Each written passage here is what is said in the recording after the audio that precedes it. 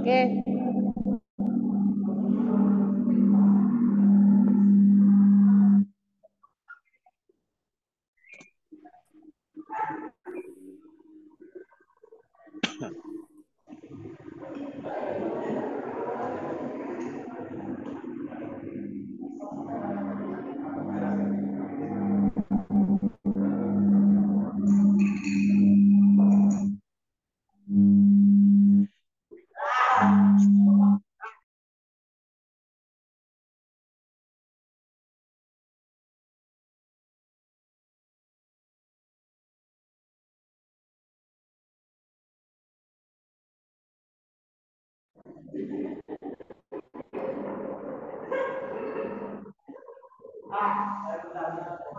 Assalamualaikum Mas Hamzah.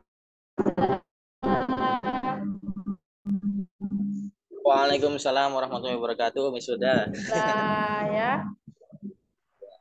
Iya. Syukur ya, Bapak Hamzah syukur ya. Kok saingan sama Nggih, Bu Miss. Suda kesehatannya ya ini ya. Nggih. Alhamdulillah, Miss. Tambah nyemplung Mas, amin Mas. Nggih. Nggih, Semakin sehat, Miss. baik. Nggih.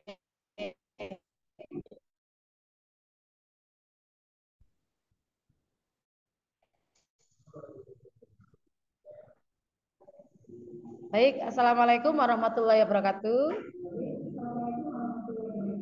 Oke, selamat datang untuk narasumber kita, alumni Mas Hamzah ya.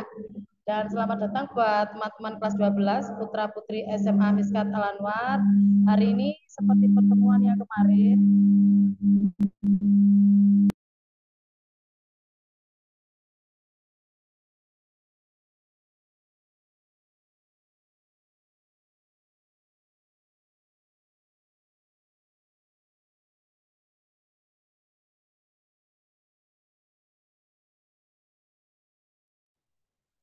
Jangan nge-lag. nah, baik.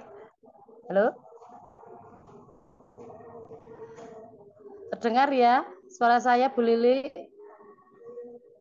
Oke, baik, saya lanjutkan. Ini adalah pertemuan sharing session kita dengan narasumber Mas Hamzah.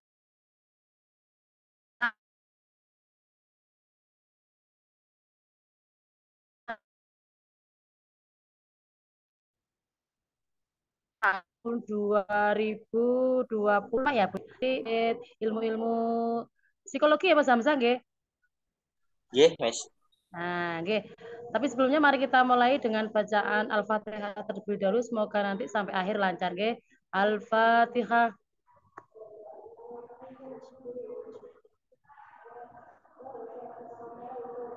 Amin ya rabbal alamin. Baik.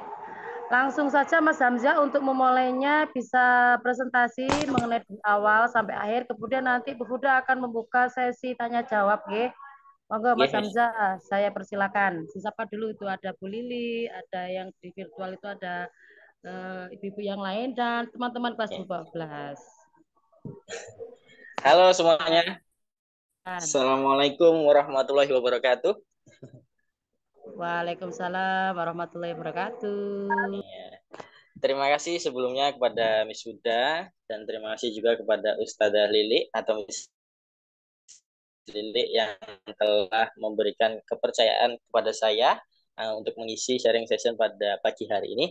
Dan tak lupa teman-teman kelas 12 yang berbahagia. Oke, pada kesempatan kali ini saya ingin berkenalan terlebih dahulu. Baik, teman-teman, perkenalkan nama saya Muhammad Hamzah Asy'ari, bisa dipanggil Hamzah. Saya lulus SMA pada tahun 2017, kemudian saya melanjutkan studi di S1 Psikologi, tepatnya di Universitas Islam Negeri Maulana Malik Ibrahim Malang. Nah, disclaimer dulu ya teman-teman ya. Saya belum menjadi psikolog ya, semoga saja saya bisa melanjutkan studi saya. Semoga saya juga bisa menjadi psikolog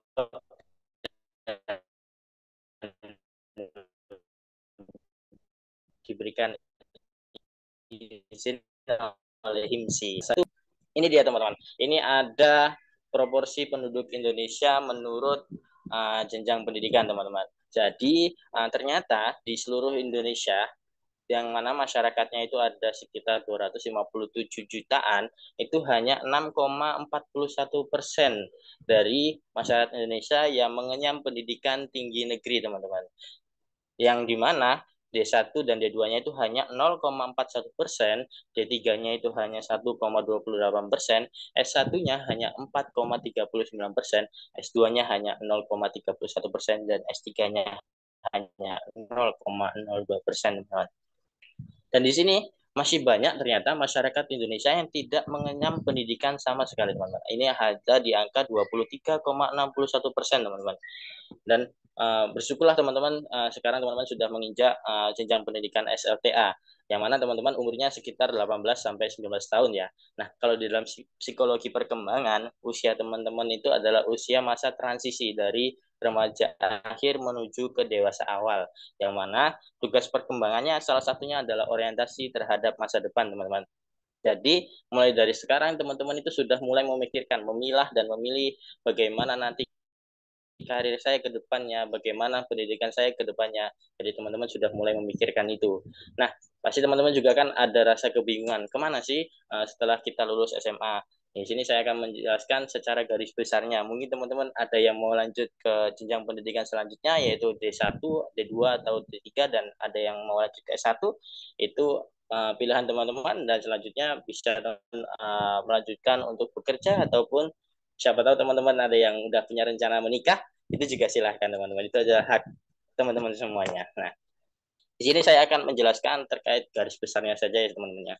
Jadi teman-teman jika ingin mengajukan ke jenjang pendidikan selanjutnya, teman-teman bisa memilih ke diploma, atau teman-teman bisa memilih ke sarjana. Selanjutnya, jika teman-teman ingin mempunyai penghasilan sendiri, teman-teman bisa membuat bisnis sendiri, ataupun teman-teman bisa melamar pekerjaan, mencari pengalaman agar teman-teman mendapatkan penghasilan. Nah, apa sih itu bekerja? Nah, bekerja itu adalah aktivitas yang dengan sengaja dilakukan individu untuk memenuhi diri sendiri, orang lain, atau memenuhi kebutuhan orang lain.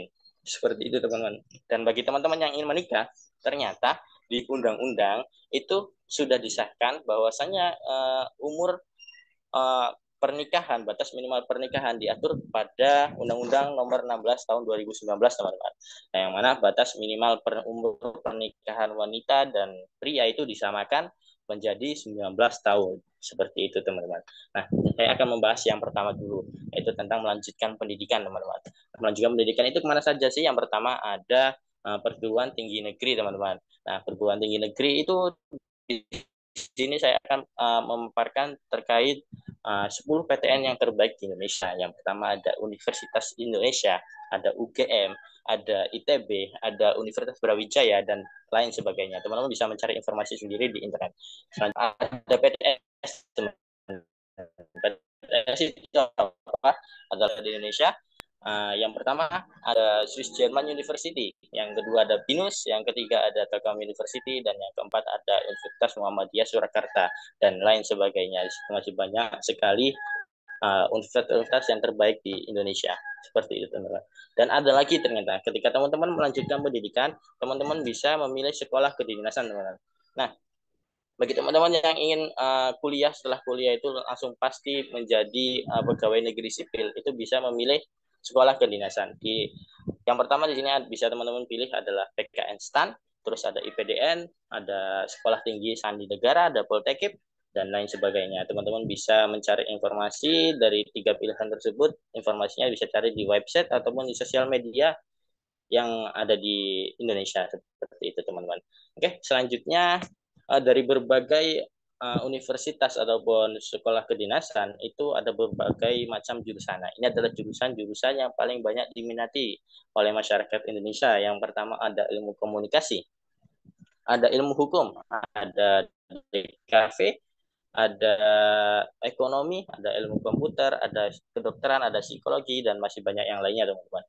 Nah, teman-teman kan sudah uh, melewati kelas 10, kelas 11, kelas 12. Pasti teman-teman sudah mempunyai bayangan jurusan apa yang ingin saya pilih sesuai minat dan bakat teman-teman, atau jurusan apa yang Kira-kira itu ada kemampuan diri teman-teman seperti itu. Nah, selanjutnya bisa bekerja. Nah, bagi yang ingin bekerja, di sini ada beberapa jenis-jenis pekerjaan yang bisa teman-teman apply. Di sini diantaranya ada customer service, ada staff administrasi, ada content writing, digital marketing, dan ada FGDB. Ini dibuat dari perusahaan-perusahaan menyiapkan untuk khusus untuk dari 3 pilihan ketika lulus SMA itu luar biasa sekali teman-teman. Sekolah kita sudah menyiapkan program-program sebelum kita lulus agar ketika kita lulus itu sudah mempunyai dasar sebelum kita melanjutkan ke jenjang selanjutnya. Apa saja sih program-program yang telah dibuat sekolah untuk teman-teman? Mungkin teman-teman lebih mengetahuinya dibandingkan saya ya. Karena saya lulus dari tahun 2017, spesialisasi karena ini adalah fasilitas yang diberikan sekolah untuk memfasilitasi minat dan bakat teman-teman. Spesialisasinya diantaranya mungkin ada teman-teman yang sudah merasakan ada sinematografi, ada tabobona, ada seni lukis, ada kaligrafi, dan masih banyak yang lainnya. Ini diharapkan teman-teman itu setelah lulus itu mau ke jenjang yang lebih profesional. Jadi setelah lulus teman-teman sudah mempunyai sedikit banyaknya skill tentang spesialisasi ini teman-teman, seperti itu. Selanjutnya ada riset teman-teman. Riset ini tidak kalah penting karena ini adalah dasar kita sebelum kita lanjut ke jenjang pendidikan selanjutnya, yaitu kuliah teman-teman. Ke S1 ataupun D3 itu pasti memerlukan yang namanya riset. Karena apa? Karena riset itu merupakan salah jadi perguruan tinggi. Yang pertama adalah pendidikan dan pengajaran, penelitian dan pengembangan, dan yang ketiga adalah pengabdian masyarakat. Nah, di sini tujuan riset yang diprogramkan sekolah itu sangat mencoba untuk memecahkan masalah. Terus teman-teman bisa belajar untuk Microsoft Office-nya. Teman-teman bisa belajar untuk presentasi seperti ini dan masih banyak yang lainnya teman-teman, manfaat akademiknya saja, tapi sekolah juga mempersiapkan untuk bidang agamanya. Nah, dipersiapkan untuk teman-teman agar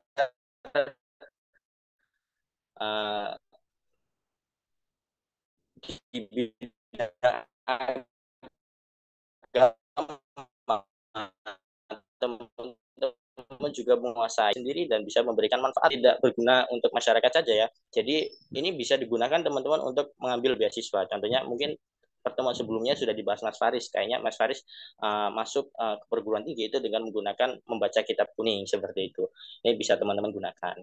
Dan selanjutnya pembelajaran yang berbasis digital. Nah, semakin bertambahnya zaman itu semakin digitalisasi teman-teman. Jadi ketika sekolah sudah memberikan fasilitas kepada teman-teman, yaitu internet dengan diakses dengan mudah, itu harus digunakan secara positif teman. Jangan digunakan secara negatif. Mungkin teman-teman bisa memilih dan memilah apa saja yang negatif, apa saja yang positif. Jadi gunakanlah fasilitas sekolah secara baik, gunakanlah secara positif teman-teman. Selanjutnya ini adalah yang paling penting teman-teman.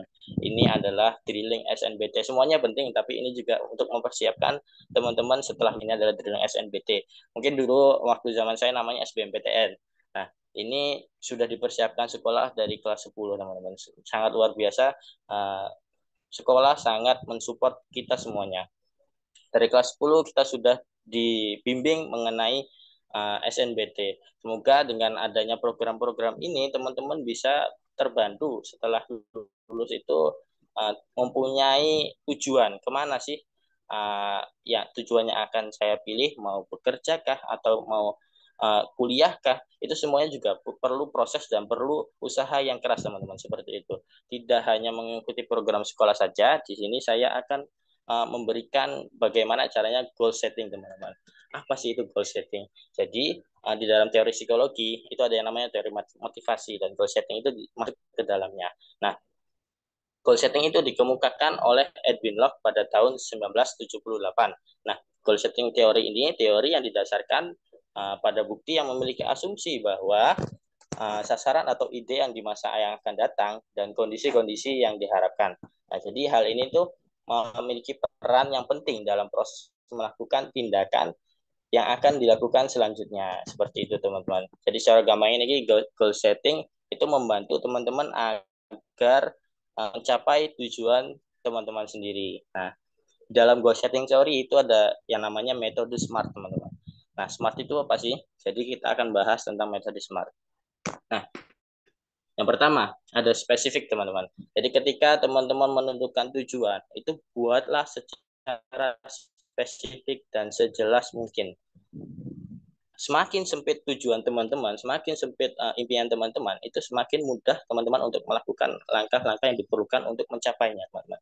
Jadi gunakanlah gini. Jadi apa sih sebenarnya itu tujuan teman-teman yang pertama? Yang kedua, di mana tujuan itu akan dicapai? Yang ketiga, mengapa teman-teman itu memilih tujuan tersebut? Yang keempat, bagaimana cara teman-teman itu mencapai tujuan tersebut? Saya ambil contoh seperti ini. Tujuan saya itu menjadi guru misalkan, di mana tujuan tersebut akan tercapai. Tentunya saya akan memilih universitas, misalkan saya memilih Universitas Negeri Malang. Nah, seperti itu. Mengapa saya mengambil tujuan tersebut? Misalkan saya ingin mencerdaskan kehidupan bangsa, seperti itu. Yang keempat, bagaimana cara saya meraih tujuan tersebut? Dengan cara saya berjuang mengikuti tes seleksi yang ada di perguruan tinggi negeri, mulai dari SNBP, SNBT, dan lain sebagainya, sampai tujuan itu tercapai. Seperti itu, teman-teman. Selanjutnya ada measurable, teman-teman. Jadi ketika kita menentukan tujuan, itu kita harus mengetahui bagaimana kapasitas diri kita. Jadi tujuan yang akan teman-teman capai itu harus sesuai dengan kemampuan yang ada di diri teman-teman sendiri. Seperti itu, teman-teman. Pahami dulu kemampuan, minat, dan bakat passion teman-teman itu di mana ketika akan mencapai tujuan itu. Jadi seperti itu, teman-teman. Selanjutnya ada attainable, teman-teman. Attainable ini jadi tujuan yang teman-teman pilih itu harus tujuan yang dapat diraih. Jadi tujuan yang teman-teman harus yakin dan harus percaya diri. Tujuan yang teman-teman pilih itu tujuan yang dapat diraih. Dengan cara apa? Dengan cara berusaha yang lebih giat, teman-teman. Belajar lebih fokus, berusaha mempelajari SNBT itu seperti apa, SPMBP itu seperti apa dengan sungguh-sungguh. Ada salah satu mahfudat itu berbicara seperti ini, teman-teman. Jikalau kamu tidak mau merasakan sulitnya belajar, maka kamu harus siap dengan masa depan yang miskin, teman-teman. Jadi teman-teman harus tetap berusaha. Selain berusaha juga teman-teman harus tetap berdoa. Dan selain berdoa, jangan lupakan ada faktor X, teman-teman. Faktor sini apa? Faktor keberkahan, teman-teman. Kata Pak Yai itu ziyadatul khairat. Saya masih ingat betul ketika ngaji. Jadi faktor X ini bisa datang dari mana saja. Salah satunya yaitu dengan cara menghormati ustadz-ustadzah yang ada di Akobah, menghormati ustadz-ustadzah yang ada di SMA Islam Terpadu Miskat Al Anwar, dengan cara menaati peraturan yang ada. Seperti itu akan tumbuh barokah, teman-teman. Dan jangan lupa doa dan restu dari orang tua dan dari ustadz-ustadzah yang telah mengajar teman-teman. Seperti itu. Oke, selanjutnya ada relevan, teman-teman. Jadi tujuan yang teman-teman ingin capai itu harus relevan dan harus sesuai dengan keadaan diri sendiri, teman-teman. Keadaan dan kemampuan diri sendiri. Contohnya seperti ini. Saya jurusan IPA. Saya ingin memilih kedepannya saya ingin mengambil perguruan tinggi negeri di jurusan kimia atau di jurusan fisika atau di jurusan matematika, itu adalah relevan, teman-teman. Dan kemudian kalau misalkan teman-teman yang jurusan IPS saya ingin memilih jurusan ekonomi, memilih jurusan geografi, atau memilih jurusan psikologi seperti saya, itu adalah yang relevan, teman-teman. Nah, tidak menutup kemungkinan yang teman-teman yang jurusan IPS ataupun yang IPA itu mengambil lintas jurusan. Tetapi ketika teman-teman memilih lintas jurusan, teman-teman harus berusaha lebih giat, berusaha lebih dari teman-teman yang lainnya. Karena dengan memilih lintas jurusan, tentunya teman-teman harus berusaha yang lebih giat. Selanjutnya ini adalah yang paling penting, yaitu time bound, teman-teman. Nah, ketika kita ingin mencapai tujuan itu kita harus mempunyai batas waktu, teman-teman. Jadi dengan adanya batas waktu ini, teman-teman lebih termotivasi, teman-teman lebih termotivasi agar tujuan itu dapat tercapai dengan cara teman-teman membuat progres mingguan, progres harian, progres bulanan, itu harus teman-teman catat. Kalau bisa kita itu harus mempunyai plan A, plan B, plan C, plan D sampai tujuan itu bisa tercapai, teman-teman. Buat mulai dari sekarang teman-teman coba buat afirmasi pada diri sendiri dengan cara menempelkan kampus-kampus pilihan teman-teman yang paling teman-teman minati. Coba ditempel di lemari agar menjadi afirmasi teman-teman.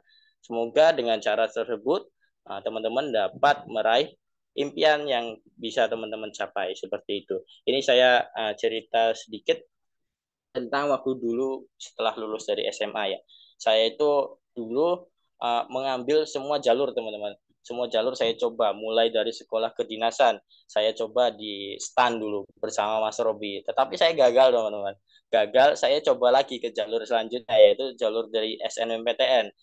SNMPTN juga gagal. Setelah itu saya coba lagi SPAN PTKIN. SPAN PTKIN gagal juga. Dan saya lagi coba lagi ke jalur yang lain, yaitu SBMPTN dan UMPTKIN. Dan alhamdulillah, teman-teman, SBMPTN dan UMPTKN itu saya lulus semua dan saya memilih SBMPTN. Dan luar biasanya SBMPTN itu saya pilihan yang ketiga yang diterima, teman-teman. Pilihan satu, pilihan kedua itu ditolak, dan pilihan ketiga yang diterima.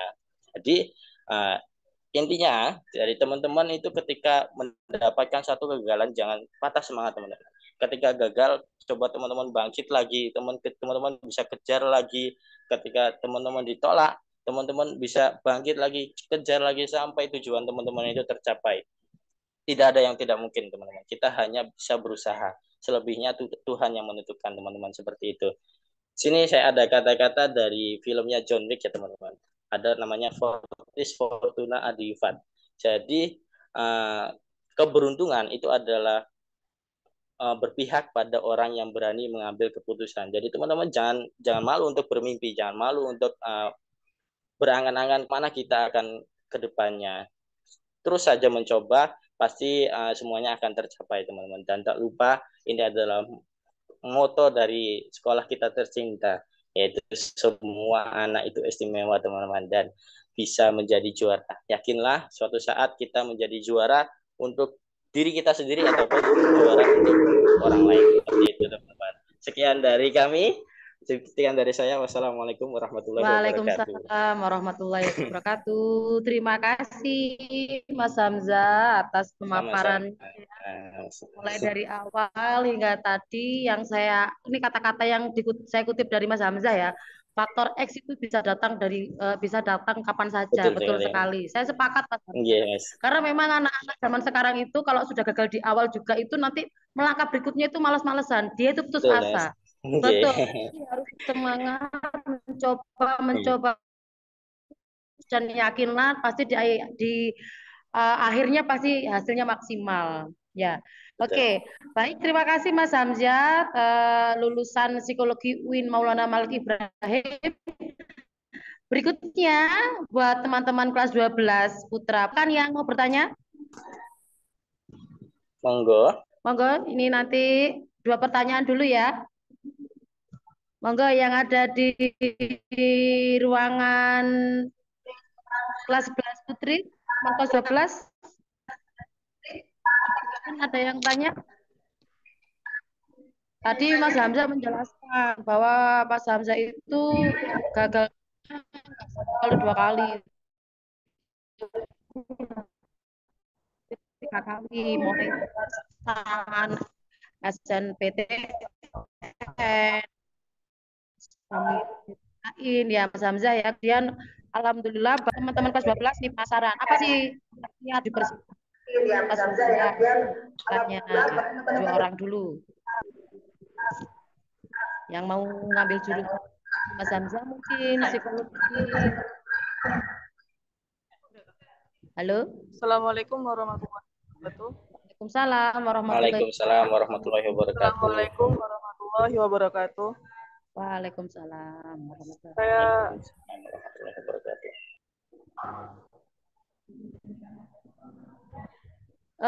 Mohon maaf Mas perkenalkan Hamzah, nama saya mungkin Alfian. sebentar, Mbak. Mohon maaf, Mbak, sebentar. Mas Hamzah bisa ditutup screen apa ini screennya dulu.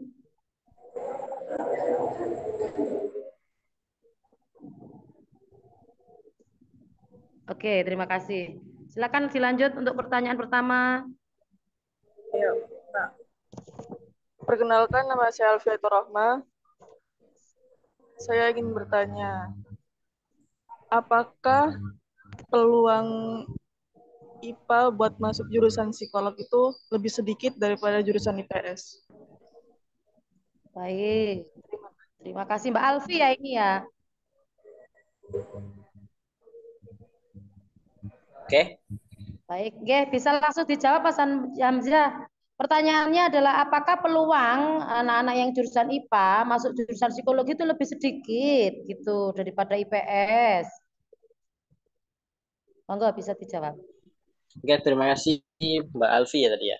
Jadi teman-teman dari jurusan saya itu malah lebih banyak jurusan IPA ternyata teman-teman.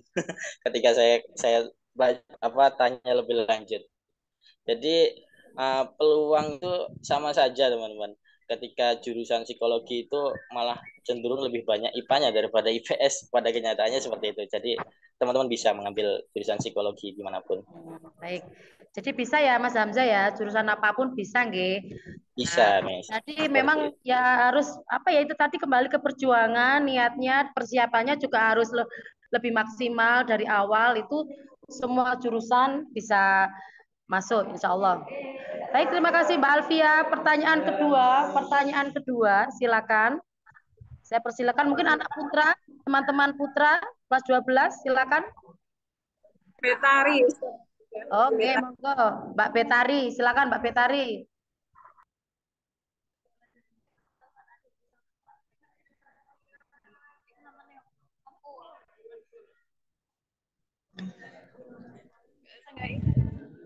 Pakai ini.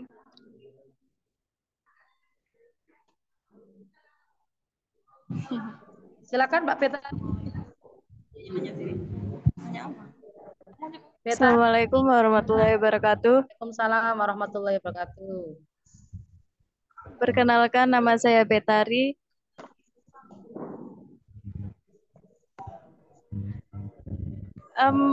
Mas Hamzah, kira-kira matkul antara psikologi Universitas Islam sama universitas yang lain, negeri yang lain itu perbedaannya apa?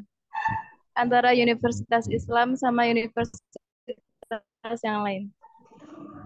Mohon maaf Mbak Betari, pertanyaannya apakah perbedaan gitu apa ya untuk Universitas Islam dengan universitas yang lain? Perbedaan dari segi apanya dulu ini? Jurusan fakultas psikologinya atau gimana ini?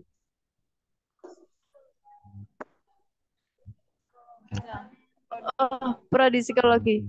Prodi psikologi. Baik, terima kasih Mbak Betari.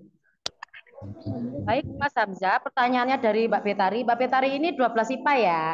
Apakah perbedaannya prodi psikologi dari Universitas Islam dengan universitas yang lainnya ya? Mungkin Mas Hamzah bisa menjelaskan atau punya referensi dari universitas yang lain yang sama-sama memiliki fakultas psikologi. Monggo Mas Baik, Hamzah. sudah saya akan menjawab pertanyaan dari Pak Betari ya. Jadi saya itu pernah sharing-sharing kepada teman-teman yang di kampus luar, kampus yang negeri, contohnya di Madura itu Universitas Trunojoyo ya, ada teman-teman saya dari sana. Ternyata perbedaannya ya sangat terlihat dari kampusnya. Jadi saya kan di kampus Universitas Islam ya, banyak kan matkul mata kuliahnya itu masih berbau-bau Islam. Contohnya ada psikologi Islam di kampus uh, Trunojoyo itu tidak ada yang namanya psikologi Islam. Terus di kampus UIN itu ada yang namanya teosofi tentang teologi dan filosofi seperti itu. Tasawuf, teologi dan tasawuf di kampus lain itu tidak ada. Nah, mungkin perbedaannya lebih ditekankan ke mata kuliah yang berbau Islam. Ketika di luar itu lebih mata kuliah yang psikologi secara umum, ada psikologi forensik, psikologi klinis ataupun psikologi sosial, masih banyak macam yang lainnya teman-teman. Dan untuk pengetahuan saja ya teman-teman, untuk jurusan psikologi ini S1-nya itu masih secara umum. Jadi teman-teman kalau misalkan ingin lebih spesifik lagi, teman-teman harus melanjutkan studi profesi. Itu profesinya bisa berbagai macam teman-teman. Bisa ke psikologi pendidikan. Psikologi pendidikan itu nanti mengarah ke BK ataupun yang lainnya. Terus bisa ke psikologi klinis. Psikologi klinis itu nanti ke menjadi psikolog. Terus ada lagi psikologi ini PIO, psikologi industri dan organisasi, itu mengarah ke HRD ataupun ya seperti itu, dunia-dunia HRD seperti itu teman-teman. Jadi masih banyak yang lainnya. Seperti itulah perbedaannya kurang lebihnya. Terima kasih Mbak Betari. Ya, baik Mas Hamzah, dapat saya simpulkan ya Mbak Betari, untuk perbedaannya kalau di universitas yang fakultasnya psikologi Islam itu rata-rata mata kuliahnya itu berbasis Islam, nggih. Beda dengan yang universitas lainnya itu mata kuliahnya itu umum gitu ya Mas Hamzah, nggih. Nah, oke. Baik, terima kasih Mas Hamzah. Semoga bisa lega ya Mbak Betari dengan jawabannya Mas Hamzah. Bagaimana Bu Lili? Apakah dilanjut untuk pertanyaan berikutnya atau pripun?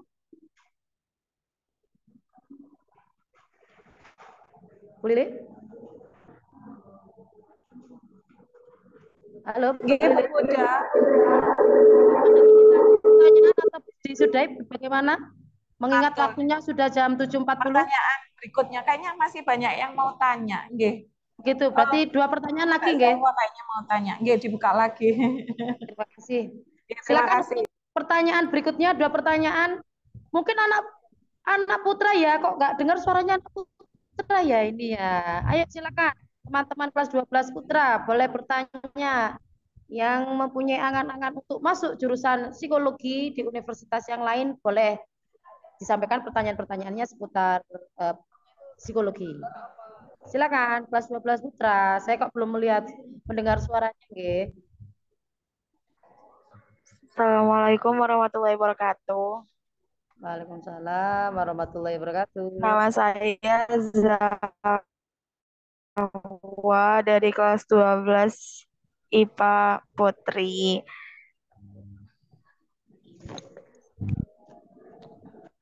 Saya mau nanya kalau misalnya tes UTBK, SNBT, SNBT, tes polisi, tes penerbangan gitu kan ada tes psikolognya. Nah, itu kayak berupa gambar, apa berupa literasi, atau berupa apa? Apalagi UTBK. Ada trik-triknya atau kisi-kisinya apa enggak? Jadi gitu aja. Terima kasih. Wassalamualaikum warahmatullahi wabarakatuh. Waalaikumsalam warahmatullahi wabarakatuh. Baik, Mbak Zahwa. Mbak Zahwa ini juga dari jurusan IPA ya, Mas Hamzah. Pertanyaannya, nggih, terkait UTBK atau SNBT yang masuk polisi atau penerbangan, kira-kira tes psikologinya itu ada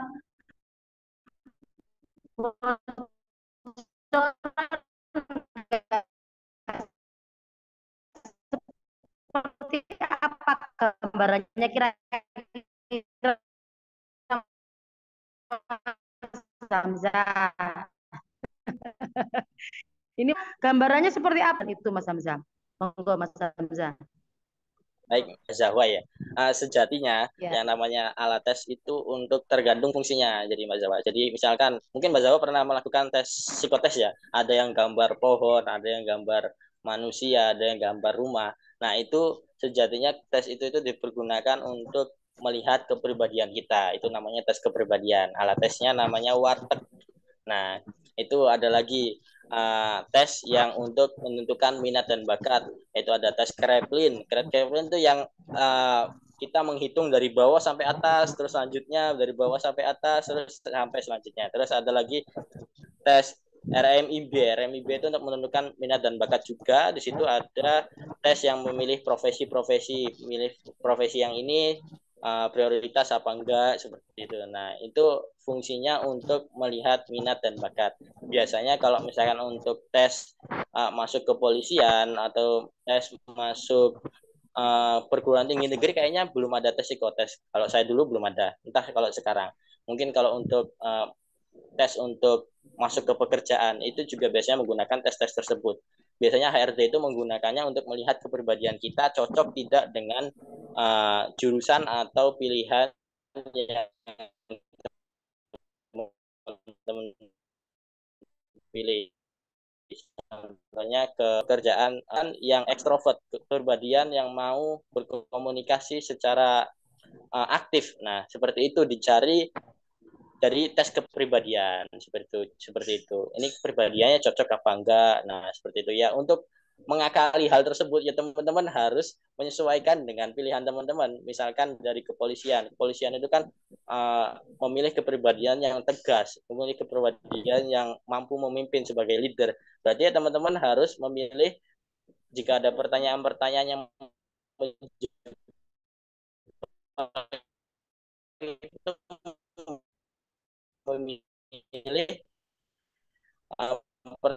pertanyaan yang sesuai. Contohnya saya bisa memimpin seperti itulah. Misalkan ada tes kepribadian seperti itu. Misalkan asing banget. Jadi itu ada kritiknya kalau untuk itu.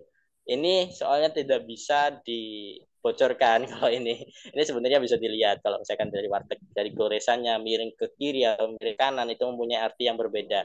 Mungkin kurang lebih seperti itu ya Mbak Zawa. Kalau misalkan ada yang dipertanyakan lagi, monggo. Baik, terima kasih Mas Hamzah. Ini saya terkaget ya Mas Hamzah ya, ada warteg juga ya. Saya kira warung Tegal, Mas. Bukan. Ternyata istilah Oke, saya kira istilahnya seperti istilah-istilah alat tesnya ya yang ada di psikologi ya. Betul, Miss. Jadi dapat saya simpulkan Mbak Zawa, tergantung alat tesnya dan tujuannya apa. Tadi dijelaskan sama Mas Hamzah, ada tes kepribadian juga, kemudian ada yang tujuannya untuk mengetahui minat bakat ya Mas Hamzah.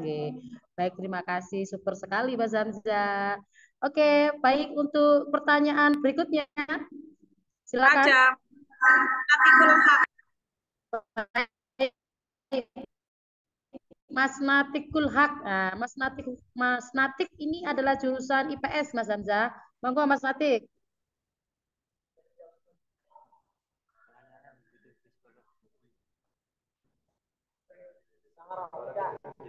Silakan Mas Natik. Yuk, silakan.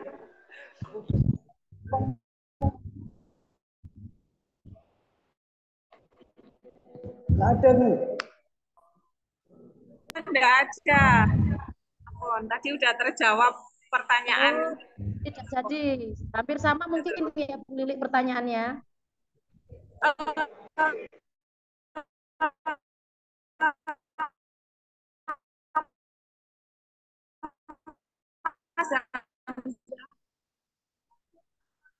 Sebelum closing ada step adik tenang tadi saya mau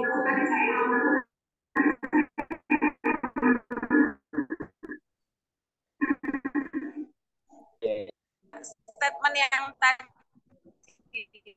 kalau kita malas belajar berarti nanti miskin apa itu statementnya bagus sekali.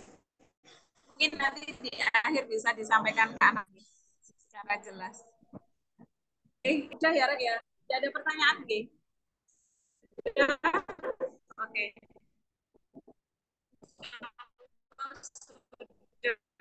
Terima kasih atas motivasinya, Mas Hamzah. Kembalikan lagi. Baik, terima kasih Bu Lili. Jadi memang untuk sesi tanya jawab kita sudahi dulu. Dapat kita kan bahwa memang kita semuanya itu harus mempunyai niat yang teguh untuk mencapai cita-cita kita. Kalau dari saya semangat untuk anak kelas 12 yang akan berbagai macam ujian, dan terima kasih Mas Hamzah sudah menjadi sumber hebat, menginspirasi bagi adik-adik kelas 12 ini. Dan terakhir Mas Hamzah silakan berikan simpulan motivasi lagi terakhir untuk kelas 12. Monggo Mas.